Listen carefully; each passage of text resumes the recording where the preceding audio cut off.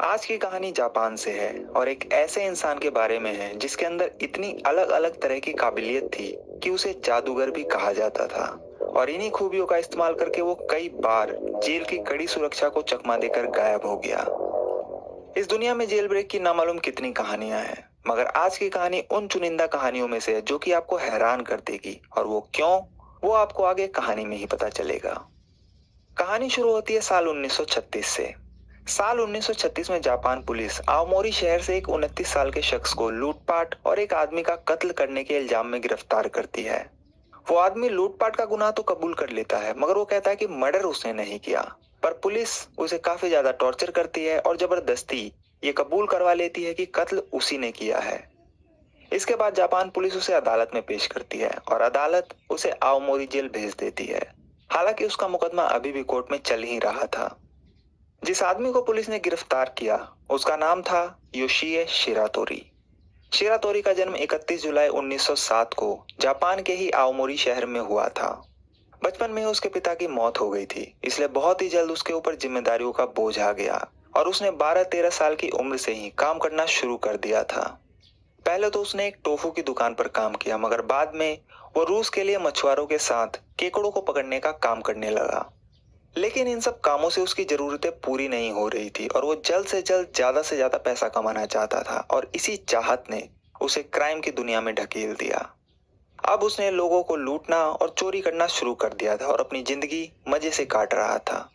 इसी दौरान शिरातोरी एक लड़की से शादी भी करता है और फिर उसकी एक बेटी भी होती है। साल 1936 में लूटपाट के दौरान हुए एक कत्ल में जापान की पुलिस कातिल की तलाश में थी और इत्तेफाक से उन्हें योशिए शिरातोरी मिल जाता है।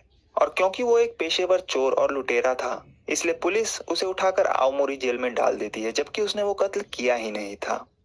तो अब योशिए शिरातोरी आओमोरी की जेल में ही अपने दिन काट रहा था और उधर कोर्ट में सरकारी वकील शिरातोरी के लिए सजाए मौत की मांग कर रहे थे। इसी बीच एक सुबह जब जेल के गार्ड शिरातोरी के सेल के पास पहुंचे तो उन्होंने देखा कि शिरातोरी अभी भी सो रहा है। हर जेल के कुछ कायदे और कानून होते हैं जिनमें कैदियों को टाइम पर सोना, टाइम पर उठना और हर चीज टाइम के हिसाब से ही करनी होती है। शिरातोरी भी रोज उस रूल को फॉलो करता था, मगर उस दिन वो नहीं उठा। तो जेल के गार्ड को कुछ शक हुआ, इसलिए वो गार्ड उसके सेल में गया और गुस्से से उसकी चादर खींच दी। मगर चादर खींचते ही उसके होश उड़ गए, क्योंकि चादर के नीचे सिर्फ तकिया था और शिरातोरी गायब था। दरअसल शिरातोरी जब आओमोरी जेल पहुंचा तो वहां उसके साथ बहुत ही बुरा व्यवहार किया जाता था। उसे रोज मारा पीटा जाता और भद्दी भद्दी गालियां भी दी जाती। और ऐसा नहीं है कि ये सिर्फ उसी के साथ होता था, बल्कि उस जेल में हर कैदी के साथ ऐसा ही सलूक किया जाता था। दरअसल उस दौरान जापान में जितने भी जेल थे उनमें से अगर एक दो को छोड़ दिया जाए तो लगभग सभी जेलों की हालत कुछ ऐसी ही थी और सभी जेलों में कैदियों के साथ ऐसे ही पेश आया जाता था। ऊपर से अदालत में सरकारी वकील शिरातोरी के जुर्म के लिए मौत की सजा की मांग कर रहे थे, जिसे कि उसने कभी किया ही नहीं था। इसलिए शिरातोरी मौत की सजा और जेल में हो रहे टॉर्चर से बचने के लिए वहां से भागने का प्लान बनाता है।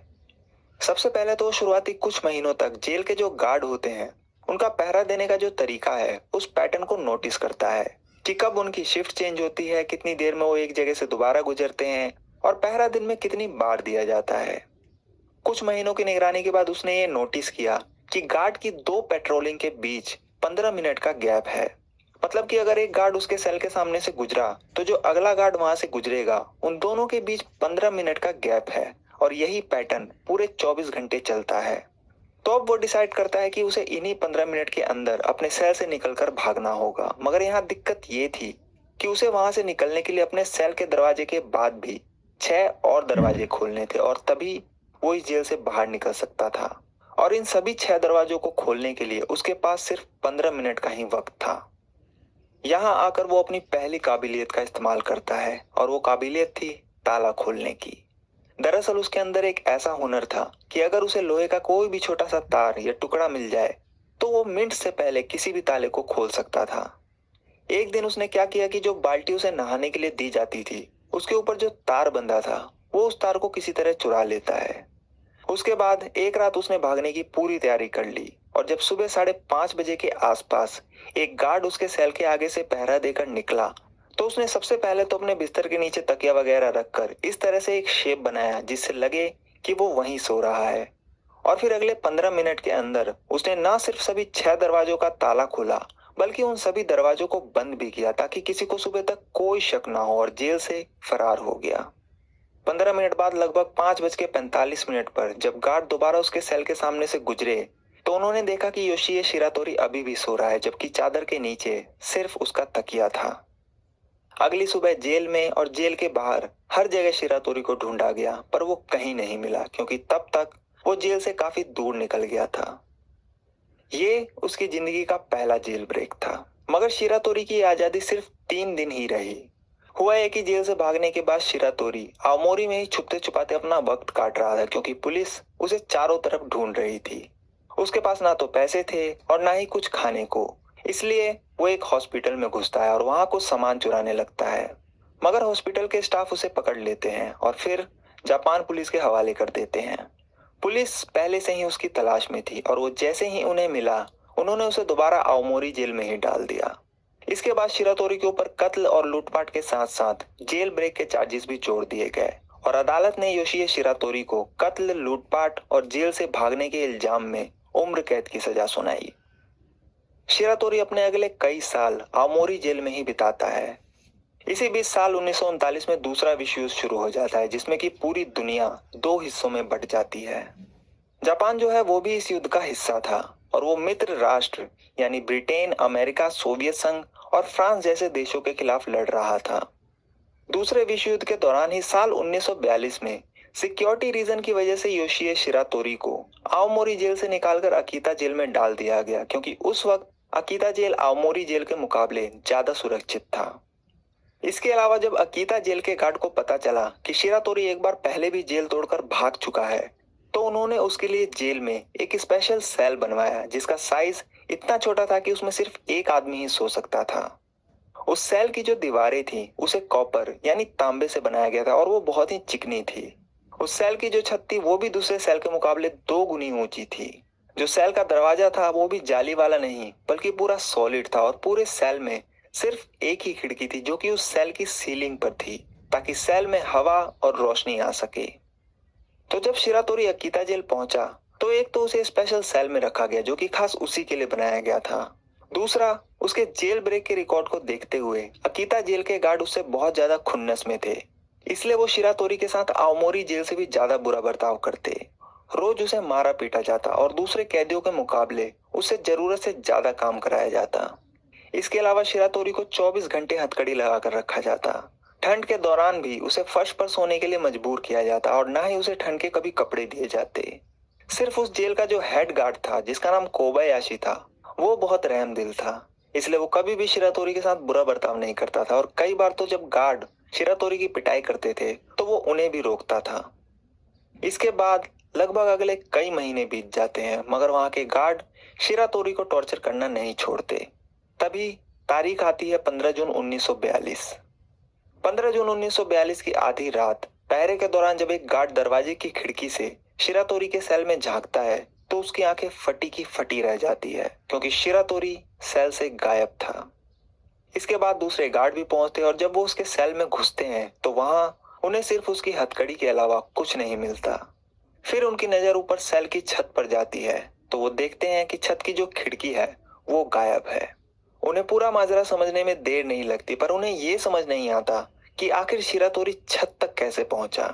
तो इसके पीछे जो कहानी सामने आई वो ये थी कि शिरातोरी जैसे ही इस जेल में पहुंचा, उसने यहाँ से भागने की तैयारी शुरू कर दी थी और यहाँ से भागने के लिए उसने अपनी दूसरी काबिलियत का इस्तेमाल किया था। उसकी जो दूसरी खूबी थी वो ये थी कि वो चिकनी से चिकनी दीवार पर छिपकली की तरह बड़ी ही आसानी से चढ़ जाता था। तो जब वो जेल में आया, उसने सबसे पहले तो कहीं से एक मेटल के टुकड़े का इंतजाम किया और उसे हथकड़ी खोलने में तो महारत हासिल थी ही। वो क्या करता कि रात को गार्ड के जाने के बाद जब भी उसे थोड़ा सा टाइम मिलता, वो अपनी हथकड़ी खोलता और उस कॉपर की दीवार पर चढ़ने की प्रैक्टिस करता। कुछ दिनों की ही प्रैक्टिस के बाद वो ऊपर छत पर लगी खिड़की तक पहुंच गया। उसने देखा कि जो खिड़की छत पर लगी है वो वैसे तो मेटल की थी, पर उसका जो फ्रेम था वो लकड़ी का था। अब वो हर रात हथकड़ी खोलकर ऊपर जाता और उस लकड़ी के फ्रेम को हिला डुलाकर ढीला करने की कोशिश करता और फिर वापस आकर अपनी हथकड़ी दोबारा पहनकर बैठ जाता, जैसे कुछ हुआ ही ना हो। और रोहित शर्मा के छक्के ने स्पेस में एक सैटेलाइट फोड़ दी है। ये थी फेक न्यूज। रियल न्यूज ये है कि पिछले साल 170 से भी ज्यादा लोग करोड़पति बने सिर्फ ड्रीम 11 पर, और इस साल आपकी बारी।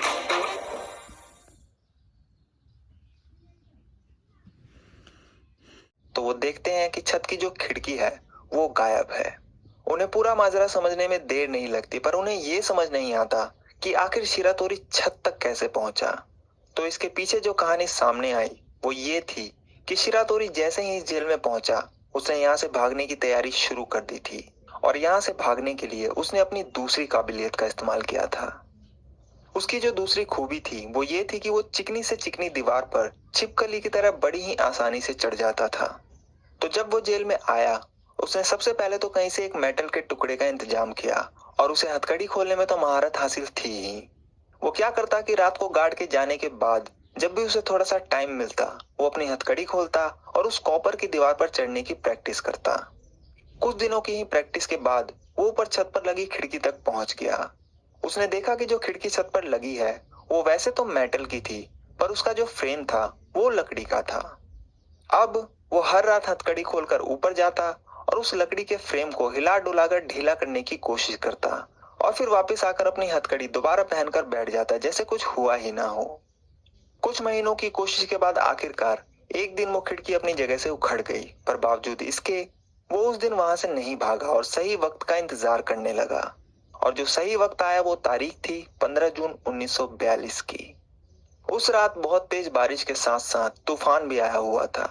इसी बारिश और तूफान की आड़ में वो पहले तो हथकड़ी खोलकर ऊपर जाता है और फिर खिड़की हटाकर छत के जरिए जेल से गायब हो जाता है। बारिश और तूफान में उसके कदमों की आहट किसी भी गार्ड तक नहीं पहुंचती। अकीता जेल से निकलने के बाद शिरातोरी अपने घर वापस जाना चाहता था, पर वो ये सोचकर अपने घर नहीं जाता कि पुलिस उसके घर की निगरानी कर रही होगी। इसलिए वो अकीता शहर में ही छुपते छुपाते अपनी जिंदगी काटने लगा। उधर अकीता जेल के गार्ड उसे चारों तरफ ढूंढ रहे थे। अकीता जेल का जो हेड गार्ड था कोबायाशी, वो भी उसे ढूंढने के लिए सारे घोड़े खोल देता है। जापान की पुलिस भी उसे चारों तरफ पागलों की तरह ढूंढ रही थी, मगर शिरातोरी का कुछ पता नहीं चलता। करीब 3 महीने बीत जाते हैं और 18 सितंबर 1942 की एक रात, जब अकीता जेल का हेड गार्ड कोबायाशी अपने घर में ही था कि तभी अचानक से उसके घर का कोई दरवाजा खटखटाता है। और जब कोबायाशी गेट खोलता है तो दंग रह जाता है, क्योंकि उसके सामने खुद शिरातोरी खड़ा था। शिरातोरी की हालत बहुत ही खराब थी, इसलिए वो उसे अंदर बुलाता है और उसे खाना वगैरह खिलाता है। उसके बाद वो उससे पूछता है कि जब तुम जेल से भाग गए थे फिर तुम वापस मेरे पास क्यों आए। तो शिरातोरी बोलता है कि वो कभी भी जेल से भागना नहीं चाहता, मगर जेल के गार्ड जिस तरह से कैदियों के साथ जानवरों जैसा सुलूक करते हैं, उसी वजह से वो जेल से भागने के लिए मजबूर हो जाता है। फिर शिरातोरी कोबायाशी से कहता है कि जेल में सिर्फ एक तुम ही थे जो मुझसे अच्छे से पेश आते थे, इसलिए मैं तुम्हारे पास आया हूँ और तुम ही मेरी मदद कर सकते हो। शिरातोरी कहता है कि वो सरेंडर करना चाहता है, पर पुलिस के सामने नहीं, बल्कि जापान की जस्टिस डिपार्टमेंट के सामने, ताकि वो उन्हें जेल में हो रहे कैदियों के साथ बुरे बर्ताव के बारे में बता सके। शिरातोरी की पूरी बात सुनने के बाद कोबायाशी उसे दिलासा देता है और कहता है कि वो उसकी जरूर मदद करेगा। मगर कोबायाशी अपना वादा पूरा नहीं करता, और जब शिरातोरी किसी काम से बाथरूम में जाता है तो इधर वो फोन करके पुलिस को बुला लेता है। थोड़ी देर बाद ही जापान पुलिस कोबायाशी के घर पहुंच जाती है और योशिए शिरातोरी को गिरफ्तार कर लेती है। शिरातोरी अपने साथ हुए धोखे के बाद ये तय करता है कि आज के बाद वो किसी पर भी विश्वास नहीं करेगा। खैर, शिरातोरी के पकड़े जाने के बाद उसके ऊपर जेल से भागने के जुर्म में दोबारा से मुकदमा चलाया जाता है, और इस जेल ब्रेक के लिए उसकी उम्र कैद में 3 साल की सजा और जोड़ दी जाती है। अदालत में सुनवाई के दौरान शिरातोरी अपनी गलती कबूल करता है और कहता है कि वो दोबारा जेल जाने के लिए पूरी तरह से तैयार है, पर वो ये भी कहता है कि उसे टोक्यो की जेल में भेजा जाए। उस वक्त जो टोक्यो की जेल थी, उसकी कंडीशन जापान के बाकी जेलों के मुकाबले काफी अच्छी थी और वहां का मौसम भी गर्म था। मगर अदालत शिरातोरी की इस अपील को ठुकरा देती है और उसके 2 जेल ब्रेक की हिस्ट्री को देखते हुए उसे आबाशिरी जेल में भेज देती है, जो कि जापान में होकाइडो के सबसे उत्तरी भाग में मौजूद था। आबाशिरी जेल का ये इतिहास था कि आज तक उस जेल से कोई भी कैदी नहीं भाग पाया, क्योंकि उस जेल की सुरक्षा बहुत ही जबरदस्त थी, और अगर किसी ने वहां से भागने की कोशिश भी की तो उसे सीधे गोली मार दी गई। आवाशिरी जेल में जापान के सबसे खतरनाक और खूंखार मुजरिमों को रखा जाता था। एक बार को अगर ये मान भी लिया जाए कि कोई कैदी सारी सुरक्षा को मात देकर और गार्ड की नजर से बचकर जेल से बाहर भी आ गया, तब भी उसका बच पाना नामुमकिन था, क्योंकि जेल के चारों तरफ कई किलोमीटर तक सिर्फ बर्फ से ढकी पहाड़ियां थी। उस पूरे इलाके में साल के कई महीने बर्फ पड़ती थी और यहाँ तक कि गर्मियों में भी वहाँ का तापमान 0 डिग्री से नीचे रहता था। इसलिए उस जेल को जापान का एल्कैट्रस जेल भी कहा जाता था, जिस जेल की कहानी मैंने आपको एक बार पहले सुनाई थी। तो अब योशिए शिरातोरी आबाशिरी जेल पहुंचता है और उस जेल में भी उसके लिए एक स्पेशल सेल बनाया जाता है। इस बार भी सभी खिड़की और दरवाजों को बहुत मजबूत बनाया जाता है। हालांकि इस बार जो खिड़की का साइज बनाया गया वो उसके शरीर के मुकाबले छोटा बनाया गया, ताकि वो अगर किसी तरह खिड़की का फ्रेम हटा भी दे तब भी वो वहां से नहीं निकल सके। आबाशिरी जेल के गार्ड भी शिरातोरी के ऊपर अपनी पूरी खुन्नस निकालते, उसे बुरी तरह पीटते, गालियां देते, मजाक उड़ाते और कहते कि यहाँ से भाग के दिखा। एक दिन तो कई गार्डों ने मिलकर शिरातोरी को इतना पीटा कि उसने गुस्से में उन गार्डों के सामने ही अपनी हथकड़ी तोड़ दी और ये चैलेंज किया कि वो वहां से भाग जाएगा। ये देखकर उन गार्डों की हवा खराब हो गई और उन्हें उसकी तीसरी काबिलियत के बारे में पता चला, जो कि थी उसकी सुपर ह्यूमन जितनी ताकत, जिसका नमूना वो लोहे की हथकड़ी तोड़कर दिखा चुका था। आबाशिरी जेल के गार्ड उसकी इस ताकत को देखने के बाद समझ गए कि शिरातोरी के लिए नॉर्मल हथकड़ी को खोलना या तोड़ना बाएं हाथ का काम है। इसलिए उन्होंने उसके लिए एक स्पेशल हथकड़ी और बेड़ियां बनवाई। उन हथकड़ी और बेड़ियों की खास बात ये थी कि उनमें कहीं भी चाबी लगाने की कोई जगह नहीं थी, इसलिए किसी भी चीज से उसे खोल पाना पॉसिबल ही नहीं था। और उन दोनों का ही वजन 20-20 किलो था, इसलिए उसे तोड़ पाना भी इंसानी काबिलियत से परे था। तो अब उन हथकड़ियों और बेड़ियों को शिरातोरी को पहना दिया गया और उसे 24 घंटे उन्हीं में रखा जाता। खाना खाने के वक्त भी उसकी हथकड़ियां नहीं खोली जाती, जिसकी वजह से वो खाना भी ऐसे खाता जैसे जानवर खाते हैं। और उन हथकड़ी की वजह से उसे सोने में भी बहुत परेशानी होती थी। हर 2-3 हफ्ते में सिर्फ एक बार उसके नहाने धोने और कपड़े बदलने के लिए उन हथकड़ियों को खोला जाता था, और उसे खोलने के लिए भी बाहर से 2 स्पेशल कारीगर आते थे, जिन्हें उस हथकड़ी और बेड़ियों को खोलने में लगभग 2 घंटे लग जाते थे। इसके बाद करीब 1 साल गुजर गया और तारीख आई 26 अगस्त 1944 की। तो जैसा कि मैंने आपको पहले बताया कि उस वक्त दूसरा विश्व युद्ध चल रहा था, इसलिए 26 अगस्त 1944 की रात जापान में वॉर टाइम ब्लैकआउट घोषित किया गया था। वॉर टाइम ब्लैकआउट जो है वो दरअसल युद्ध के दौरान तब घोषित किया जाता है जब दुश्मन देश का प्लेन रात में अटैक करता है। इस दौरान घर की सभी लाइटें बंद कर दी जाती है और सभी दरवाजों और खिड़कियों को बंद करके उन्हें काले कपड़े से ढक दिया जाता है, ताकि रात के वक्त जरा सी भी रोशनी बाहर ना आए और दुश्मन देश के जहाज को उनका टारगेट ना मिले। तो 26 अगस्त 1944 की रात जब पूरे जापान में वॉर टाइम ब्लैकआउट घोषित था, उसी रात आबाशिरी जेल के एक गार्ड को छत पर किसी के चलने की आवाज आती है। इसलिए वो चेक करने के लिए बाहर आता है, पर उसे वहां कोई नहीं मिलता। पर इसी दौरान जब वो योशिए शिरातोरी के सेल में झांकता है तो उसके पैरों तले जमीन खिसक जाती है, क्योंकि जो 20 किलो की हथकड़ी शिरातोरी को पहनाई गई थी वो एक कोने में पड़ी थी और शिरातोरी तीसरी बार जेल तोड़कर भाग चुका था। तो अब सवाल आता है कि आखिर कैसे, और इसका जवाब है कि शिरातोरी इस जेल ब्रेक की तैयारी पिछले 6 महीने से कर रहा था। दरअसल शिरातोरी को खाने के साथ रोज एक कटोरी मीसो सूप भी दिया जाता था। वो क्या करता कि डेली उस मीसो सूप में से थोड़ा सा सूप कटोरी में बचा लेता, और जब गार्ड उसे नहीं देख रहे होते तो उस बचे हुए मीसो सूप को थोड़ा थोड़ा अपने मुंह में भरता और फिर अपने सेल के दरवाजे पर जो लोहे की खिड़की बनी हुई थी, जिससे कि गार्ड उस पर नजर रखते थे, उस खिड़की के बोल्ट पर गिरा देता। इसके अलावा वो इस मीसो सूप को अपनी हथकड़ी और बेड़ियों के जोड़ पर भी गिराता था। ये काम वो पिछले लगभग 6 महीनों से लगातार कर रहा था, और ये करने के पीछे उसका जो मकसद था वो ये था कि मीसो सूप के अंदर जो नमक होता है, उस नमक की वजह से लोहे की हथकड़ी और दरवाजे के मेटल फ्रेम में जंग लगाना। 6 महीने की लगातार कोशिश के बाद उसका ये पैतरा काम कर गया और लोहे और नमक के रिएक्शन की वजह से उनमें जंग लगनी शुरू हो गई। अगस्त 1944 की तारीख आते आते एक एक कर दरवाजे की खिड़की पर लगे सभी नट और बोल्ट में जंग लग चुकी थी। 26 अगस्त 1944 की रात वॉर टाइम ब्लैकआउट की वजह से जब पूरे जापान में अंधेरा था, उसका फायदा उठाकर उसने सबसे पहले अपनी पूरी ताकत लगाकर जंग लग चुकी अपनी हथकड़ी और बेड़ियों को तोड़ दिया। पता नहीं उसमें इतनी ताकत कहां से आती थी। इसके बाद उसने अब दरवाजे की खिड़की के बोल्ट को भी खोलकर उस खिड़की को फ्रेम सहित बाहर निकाल दिया। पर अब भी एक प्रॉब्लम थी, और वो ये कि उस सेल की सभी खिड़कियों का साइज उसके बॉडी के साइज से छोटा बनाया गया था। इसलिए खिड़की का फ्रेम हटाने के बाद भी इतनी जगह नहीं थी कि वो उसमें से बाहर निकल सके। यहाँ आकर उसने अपनी सभी खिड़कियों का साइज उसके बॉडी के साइज से छोटा बनाया गया था। इसलिए खिड़की का फ्रेम हटाने के बाद भी इतनी जगह नहीं थी कि वो उसमें से बाहर निकल सके।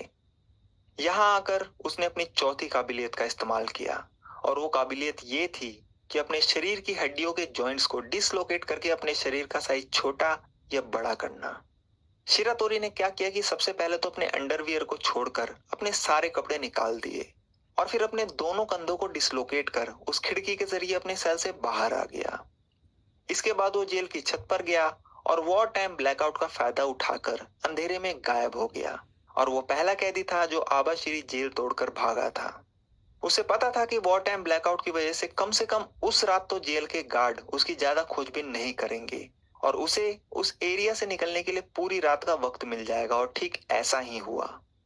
आबाशिरी जेल के गार्ड ने उस रात तो शिरातोरी को ज्यादा नहीं ढूंढा, पर अगली सुबह उसे चारों तरफ ढूंढा गया, मगर वो कहीं नहीं मिला।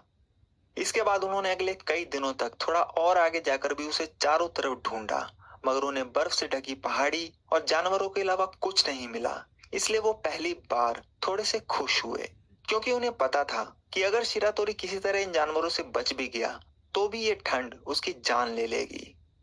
कई महीनों की खोजबीन के बाद जब शिरातोरी कहीं नहीं मिला, तो उन्हें यकीन हो गया कि वो अब मर चुका है, या फिर किसी जंगली जानवर ने उसे अपना शिकार बना लिया। धीरे धीरे वक्त के साथ ये खोजबीन ठंडी पड़ती गई। इसी बीच अगस्त 1945 में अमेरिका ने जापान के ऊपर एटम बॉम्ब गिरा दिया, और जापान ने सरेंडर कर दिया, जिसकी वजह से अब अमेरिका ने जापान का पूरा कंट्रोल अपने हाथों में ले लिया।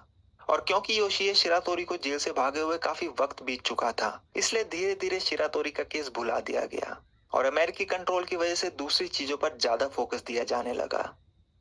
करीब 2 साल बाद साल 1946 के अंत में जापान पुलिस साप्रो नाम की एक जगह से एक आदमी को कत्ल के इल्जाम में गिरफ्तार करती है।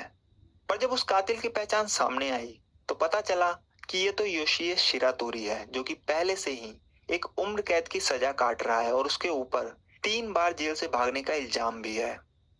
इसके बाद योशिए शिरातोरी ने पुलिस को पिछले 2 साल की कहानी सुनाई, और वो कहानी कुछ यूं थी कि आबाशिरी जेल से भागने के बाद उसे आगे जाकर बर्फ से ढकी पहाड़ियों के बीच एक गुफा मिली, और उसने उसी गुफा को अपना घर बना लिया।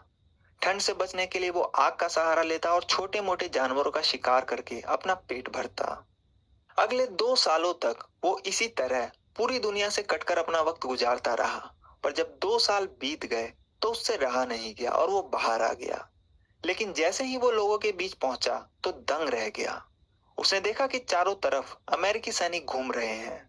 जापानी भाषा के अलावा इंग्लिश लैंग्वेज में भी सब चीजें लिखी हुई है, और जापानी औरतें अमेरिकी लोगों के साथ घूम रही है। उसे अपनी आंखों पर विश्वास नहीं हुआ। उसने फौरन अखबार टटोलना शुरू किया। तब जाकर उसे पता चला कि अमेरिका ने हिरोशिमा और नागासाकी पर एटम बम गिराए थे, जिसकी वजह से जापान ने पिछले साल ही सरेंडर कर दिया, और सेकेंड वर्ल्ड वॉर अब खत्म हो चुका है। तो अब क्योंकि अमेरिका पूरे जापान का कंट्रोल अपने हाथ में ले चुकी थी, इसलिए उसने सोचा कि अब पूरी दुनिया से छुपने का कोई फायदा नहीं, क्योंकि अब तक तो सब उसे भूल चुके होंगे। उसकी ये सोच काफी हद तक सही भी थी, इसलिए उसने अब ये फैसला किया कि वो वापस अपने बीवी बच्चों के पास जाएगा। शिरातोरी अगले लगभग 50 दिनों तक पैदल सफर तय करके साप्रो पहुंचता है, मगर वहां पहुंचते ही वो एक गलती कर देता है। होता यह है कि अपने सफर के दौरान जब वो साप्रो पहुंचा तो उसे बहुत भूख लगी थी कि तभी उसे एक टमाटर का खेत दिखता है, और वो उस खेत में से बिना पूछे टमाटर तोड़कर खाने लगता है। मगर उसी वक्त उस खेत का किसान वहां पहुंच जाता है, और उसे लगता है कि ये कोई चोर है, क्योंकि उस वक्त उस इलाके में बहुत चोरी हो रही थी। इसलिए वो किसान शिरातोरी के ऊपर अपनी कुदाल से हमला कर देता है।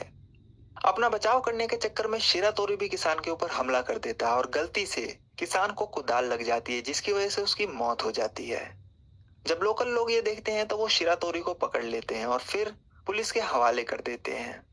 तो योशिए शिरातोरी अपनी तीसरी जेल ब्रेक के लगभग 2 साल बाद एक बार फिर पुलिस के कब्जे में था। इसके बाद उसे साप्रो की जिला अदालत में पेश किया जाता है। शिरातोरी कोर्ट में अपील भी करता है कि उस किसान की मौत हाथापाई में सेल्फ डिफेंस की वजह से हुई है, पर कोर्ट में उसकी एक भी बात नहीं सुनी जाती और इस कत्ल के लिए साल 1947 में उसे सीधे मौत की सजा सुनाई जाती है। इसके बाद उसे साप्रो जेल भेज दिया जाता है। साप्रो जेल में भी शिरातोरी के लिए एक स्पेशल सेल बनाया जाता है, जिसकी दीवार, छत और दरवाजों को स्टील का इस्तेमाल करके काफी मजबूत बनाया गया। और इस बार जो उसके सेल में खिड़कियां बनाई गई वो शिरातोरी के सर के साइज से भी छोटी बनाई गई, ताकि अगर किसी तरह वो उन्हें उखाड़ भी दे तब भी बाहर नहीं निकल सके, क्योंकि वो अपने शरीर का साइज तो छोटा बड़ा कर सकता था पर वो अपने सर का साइज नहीं बदल सकता था। इसके अलावा 6 हथियारबंद गार्ड को स्पेशल अपॉइंट किया गया, जो शिरातोरी के ऊपर 24 घंटे नजर रखते थे। इस बार उसे कोई हथकड़ी भी नहीं पहनाई गई, क्योंकि उन्हें अपनी सुरक्षा पर पूरा विश्वास था, और पहनाते तो भी कोई फायदा नहीं था, क्योंकि हथकड़ी खोलने में तो वो उस्ताद था। तो अब शिरातोरी साप्रो जेल में ही अपने दिन काट रहा था और अपनी फांसी का इंतजार कर रहा था। मगर जब वो साप्रो जेल में पहुंचा तो वो अक्सर अपने सेल की छत को देखता, जो कि काफी ऊंची थी, और रोज ऐसा ही करता। जो 6 गार्ड उसके ऊपर 24 घंटे नजर रखते थे, वो जब शिरातोरी को ऐसा करते देखते तो वो उसके ऊपर हंसते और सोचते कि वो फिर से सेल की छत से भागने का प्लान बना रहा है। वक्त वक्त पर वो गार्ड शिरातोरी की सेल की छत, दीवार और खिड़कियों को चेक भी करते, पर उन्हें कुछ नहीं मिलता। कुछ महीनों बाद शिरातोरी ने एक नई आदत डाल ली। वो क्या करता कि उसने बहुत ज्यादा सोना शुरू कर दिया। वो हमेशा अपने जमीन पर रखे गद्दे पर पड़ा रहता, सुबह कभी भी टाइम से नहीं उठता, जिसके लिए कई बार उसकी पिटाई भी होती, पर उसने अपनी ये सोने की आदत नहीं छोड़ी। कई बार तो उसके सेल में जाकर जब तक उसे जबरदस्ती नहीं उठाया जाता वो नहीं उठता। अगले कई महीनों तक वो ऐसे ही करता रहा। उस वक्त तक उसकी उम्र भी लगभग 40 साल की हो गई थी। इसलिए उन 6 गार्डों में से जो कुछ रहमदिल गार्ड थे, वो उसकी ढलती उम्र देखकर उसे देर तक सोने देते, और जब अगले कई महीनों तक उसने कुछ नहीं किया तो वो गार्ड भी धीरे धीरे उसकी तरफ से बेपरवाह होते चले गए। एक सुबह ऐसे ही जब कई बार आवाज लगाने के बाद भी शिरातोरी नहीं उठा, तो एक गार्ड को बहुत गुस्सा आया और उसने उसका सेल खोला और गुस्से से उसकी चादर हटा दी। पर उन्हें पहले जेल ब्रेक की तरह उसके चादर के नीचे सिर्फ तकिया मिला। उन गार्डों के हाथ पैर फूल गए। इसके बाद उन्होंने उस सेल के दरवाजे, खिड़की, छत और सभी दीवारों को चेक कर लिया, पर उन्हें कुछ भी टूटा फूटा नहीं मिला। उन्हें समझ नहीं आ रहा था कि आखिर शिरातोरी गायब कहाँ हो गया, उसे जमीन खा गई या आसमान निकल गया। तभी उनमें से एक गार्ड ने शिरातोरी का गद्दा हटाया और तब जाकर उन्हें उनकी गलती का एहसास हुआ। दरअसल उन्होंने शिरातोरी के जेल ब्रेक के इतिहास को देखते हुए उसकी हथकड़ियों से लेकर पूरी दीवार, खिड़कियां और छत को तो मजबूत कर दिया, मगर वो जमीन की तरफ देखना भूल गए, क्योंकि जब उन्होंने उसका गद्दा हटाया तो उन्हें उसके ठीक नीचे एक सुरंग मिली। दरअसल शिरातोरी पिछले कई महीनों से अपने गद्दे के नीचे एक सुरंग खोद रहा था। जैसे ही कोई गार्ड 1 मिनट के लिए भी उससे नजर हटाता, वो तुरंत अपनी जगह अपना तकिया रखकर गद्दे के नीचे चला जाता और सूप बाउल से सुरंग खोदनी शुरू कर देता। अब आप सोच रहे होंगे कि वो सुरंग की मिट्टी को कहाँ डालता था। तो दरअसल जिस वुडन फ्लोर पर उसका गद्दा था, उसके ठीक नीचे थोड़ा सा स्पेस था, जो कि अक्सर इसलिए बनाया जाता है ताकि फ्लोर की लकड़ी खराब ना हो, और उसी जगह में वो सुरंग की मिट्टी को छुपाता था। शिरातोरी शुरुआत में जो ऊपर देखता रहता था, वो ऐसा इसलिए करता था ताकि गार्ड को लगे कि इस बार भी वो ऊपर से ही भागेगा, और जिसकी वजह से उन्होंने नीचे कभी ध्यान ही नहीं दिया। इसके अलावा जो उसने देर तक सोने की आदत बनाई, वो भी उसी के प्लान का हिस्सा था, ताकि वक्त के साथ वो गार्ड उससे बेपरवाह हो जाए और जब वो तकिए को रखकर नीचे खुदाई करे तो उसे चेक ना करे। कुछ महीनों बाद जब शिरातोरी ने सुरंग तैयार कर ली, तो वो उस सुरंग के जरिए साप्रो जेल से भी भाग गया, और ये उसकी चौथी जेल ब्रेक थी। इसके बाद योशिए शिरातोरी को कई जगह ढूंढा गया, पर वो कहीं नहीं मिला। उधर शिरातोरी साप्रो जेल से भागने के बाद अगले तकरीबन 1 साल तक ऐसे ही इधर उधर छुपता छुपाता घूमता रहा, और साल 1948 आ गया। उस वक्त तक शिरातोरी पुलिस से भागते भागते थक चुका था, क्योंकि उसकी उम्र भी हो चुकी थी। एक दिन शिरातोरी साप्रो शहर के एक पार्क में बेंच पर बैठा हुआ था। तभी एक पुलिस ऑफिसर उसके बगल में आके बैठ गया और सिगरेट पीने लगा, जिसे देखकर शिरातोरी घबरा गया। पहले तो उसने सोचा कि वो वहां से उठकर चला जाए, पर फिर उसने सोचा कि कहीं उस पुलिस ऑफिसर को शक न हो जाए, इसलिए वो वहीं बेंच पर बैठा रहा। इतने में उस पुलिस ऑफिसर ने अपनी सिगरेट का डब्बा निकाला और एक सिगरेट शिरातोरी को भी ऑफर किया। शिरातोरी ये देखकर दंग रह गया, क्योंकि उस जमाने में सिगरेट को एक लग्जरी आइटम माना जाता था और सिर्फ रईस लोग ही सिगरेट पिया करते थे। खैर, जब उस ऑफिसर ने शिरातोरी को सिगरेट ऑफर की तो शिरातोरी ने सिगरेट ले ली और पीने लगा। पर सिगरेट पीते पीते शिरातोरी की आंखें भर आई, क्योंकि आज तक जितने भी पुलिस वाले उसे मिले सभी ने उसके साथ जानवरों जैसा ही सलूक किया था। जिस एक गार्ड पर उसने भरोसा करके अपनी कहानी बताई, उसने भी उसे धोखा दिया।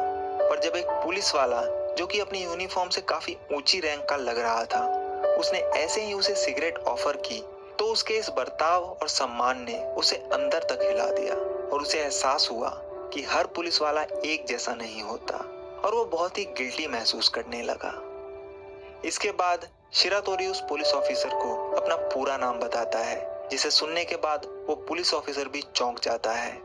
फिर शिरातोरी उसे अपनी पूरी कहानी सुनाता है और ये भी बताता है कि वो हर बार जेल से क्यों भागा। इस बार शिरातोरी ने जिस पुलिस ऑफिसर पर विश्वास किया वो ईमानदार निकला, और शिरातोरी की कहानी सुनने के बाद उसने उसे जापान की जस्टिस डिपार्टमेंट के सामने पेश किया, जहां उसने जेल में कैदियों के साथ हो रहे जानवरों जैसे बर्ताव के बारे में बताया। इसके बाद शिरातोरी को साप्रो की हाई कोर्ट में पेश किया गया, और जब उन्होंने उसके केस की सही से जांच की तो पाया कि शिरातोरी ने जिस किसान का मर्डर किया था वो गलती से सेल्फ डिफेंस में हुआ था। इसके अलावा वो जितनी बार भी जेल तोड़कर भागा, उसने कभी भी ना तो किसी गार्ड को मारा और ना ही कोई नुकसान पहुंचाया, जबकि जेल के गार्ड उसे हमेशा ही टॉर्चर किया करते थे। इसलिए साप्रो हाई कोर्ट ने योशिए शिरातोरी की मौत की सजा को खारिज करके 20 साल की सजा सुनाई। इस बार उसकी इस अपील को भी मान लिया गया कि उसे टोक्यो की जेल में रखा जाए, और उसे टोक्यो की फूचू जेल में भेज दिया गया। फूचू जेल में भी उसके न भागने के सारे इंतजाम किए गए, पर क्योंकि फूचू जेल टोक्यो जापान में था, इसलिए वहां का मौसम गर्म था और वहां के गार्ड भी शिरातोरी के साथ अच्छे से पेश आते थे। इसलिए इस बार वो अपनी पूरी सजा उसी जेल में काटने का फैसला करता है और वहां से नहीं भागता। करीब 14 साल बाद साल 1961 में योशिए शिरातोरी के अच्छे व्यवहार की वजह से उसे पैरोल पर जेल से रिहा कर दिया जाता है, और ये पहली बार था जब शिरातोरी किसी जेल से लीगल तरीके से बाहर आया था, और अब उसे किसी पुलिस का कोई डर नहीं था। इसके बाद वो आओमोरी जाता है जहां उसका परिवार था, लेकिन जब शिरातोरी घर पहुंचा तो उसे पता चला कि कुछ साल पहले उसकी बीवी की मौत हो गई, मगर उसकी बेटी अभी भी वहीं रह रही थी और वो अब बड़ी हो चुकी थी। अगले कई साल कुछ छोटे मोटे काम करके वो अपनी बेटी के साथ ही गुजारता है, और 24 फरवरी 1979 को 71 साल की उम्र में हार्ट अटैक की वजह से योशिए शिरातोरी की मौत हो जाती है। तो कुल मिलाकर जापान के इतिहास में योशिए शिरातोरी इकलौता ऐसा इंसान था जिसके जेल से ना भागने के लिए सारे तरीके अपना लिए गए, पर बावजूद इसके वो जेल तोड़कर भाग गया, और वो भी एक या दो बार नहीं बल्कि पूरे 4 बार। बाद में जब उसकी कहानी जापान के आम लोगों तक पहुंची तो शिरातोरी को एक एंटी हीरो की तरह माना जाने लगा। इसके अलावा जापान की कानून व्यवस्था में जो सुधार आया उसका श्रेय भी शिरातोरी को ही दिया जाता है। योशिए शिरातोरी की जिंदगी के ऊपर बाद में कई किताबें भी लिखी गई और कुछ फिल्में भी बनी। जिस तरह से शिरातोरी मिसो सूप का इस्तेमाल करके आबाशिरी जेल से भागा था, वो इतना मशहूर हुआ कि बाद में उस जेल के एक हिस्से को म्यूजियम में बदल दिया गया, और आज भी उस म्यूजियम में उसका एक पुतला लगा है कि वो किस तरह इस जेल से भागा। तो अगर आप कभी जापान के आबाशिरी जाएं तो उस म्यूजियम में भी जरूर जाइएगा। तो ये थी पूरी कहानी योशिए शिरातोरी की। मुझे उम्मीद है कि आप सभी को मेरी जानकारी जरूर पसंद आई होगी। आप चाहें तो सुपर थैंक्स के जरिए इस चैनल की मदद कर सकते हैं।